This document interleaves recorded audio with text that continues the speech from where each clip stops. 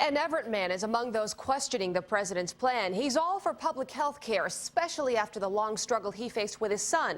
But he wonders if the president's plan goes far enough when it comes to patients' rights. KOMO 4 Sabra Gertsch has his story from the Satellite Center. Sabra? Mary, Dylan Malone says if the insurance groups, doctors, and the president are going to have a discussion, patients should have a seat at that table too. This brown-eyed memory is the reason why, when the president talks health care, Dylan Malone wants in on the conversation. We have asked to meet with him or somebody, a senior advisor at the White House. Dylan's son Ian's profound disabilities and brain damage plagued his short life. The family blamed the doctor who delivered him for using an inappropriate drug. Round-the-clock home nursing care was required to keep Ian alive. The costs soared. Their insurance company backed out.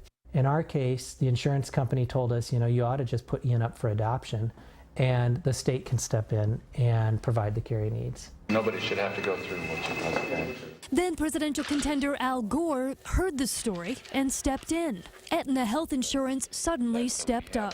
We're not going to be able to do it overnight. The family hopes this Democrat is in step with what they've spent a decade fighting for: public health care, a separation of employment and coverage. I mean, that's the single best thing in many ways about a universal plan or a single payer plan, and it would be a breakthrough for a family that had a situation like ours. This father of 5 plans to spend part of his summer in Washington, D.C., fighting for patient rights in malpractice situations. But what we don't know about the president's plan is how it's going to affect medical liability, which is very scary for families like ours who've been injured by a physician.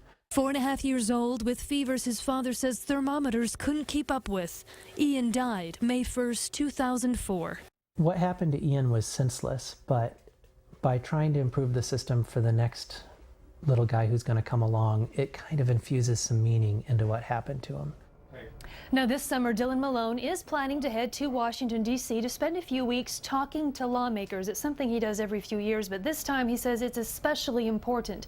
He is just one in a coalition of patients fighting to make sure their rights are protected in malpractice suits. I'm Sabra Gertsch, KOMO 4 News.